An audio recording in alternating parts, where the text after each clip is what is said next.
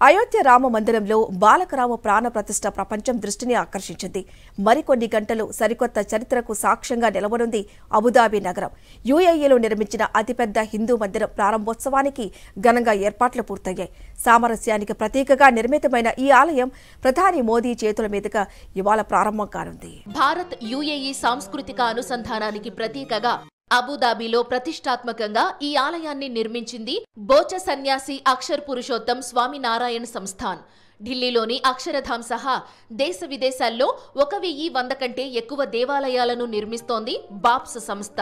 అబుదాబిలోని Abu మురీఖా ప్రాంతంలో 27 ఎకరాల విస్తీర్ణంలో 108 అడుగుల ఎత్తున బాప్స్ మందిరం నిర్మితమైంది. ఇందులో ప్రధాన ఆలయంతో పాటు సందర్శకుల కోసం ప్రార్థనా మందిరాలు, ప్రదర్శన కేంద్రాలు, పిల్లలు యువత కోసం క్రీడా ప్రాంతం, గార్డెన్లు, food court, books, gifts shop వంటి సౌకర్యాలు ఉన్నాయి.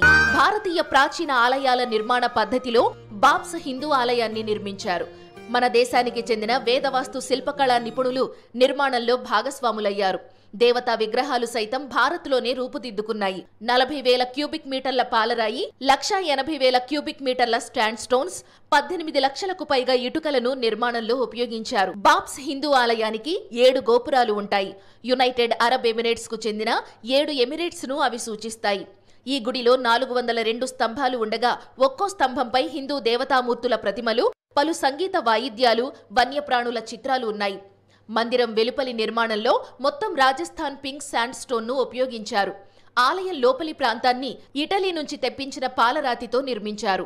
ఆలయ శిఖరాలు, గోడలు, స్తంభాలపై 3 ఏళ్లు కష్టపడి అతి క్లిష్టమైన డిజైన్లు చెక్కారు. మందిర రూపకల్పనలో ఎలాంటి ఇనుము తరహా లోహాలు ఉపయోగించలేదు.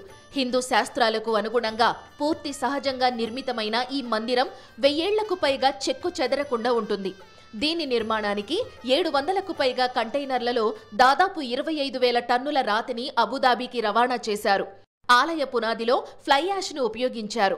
ఆలయాన్ని పర్యవేక్షించడానికి భూకంపం వంటి సంఘటనలు సంభవించినప్పుడు డేటాను, ఒత్తిడి, పీడనం వంటి సమాచారాన్ని ఎప్పటికప్పుడు అందించడానికి వివిధ స్థాయిల్లో 300కు పైగా సెన్సార్లను అమర్చారు. బాప్స్ హిందూ దేవాలయానికి కావలసిన భూమిని యుఏఈ అధ్యక్షుడు మహ్మద్ బిన్ జాయేద్ అల్ నహ్యన్ దానంగా ఇచ్చారు.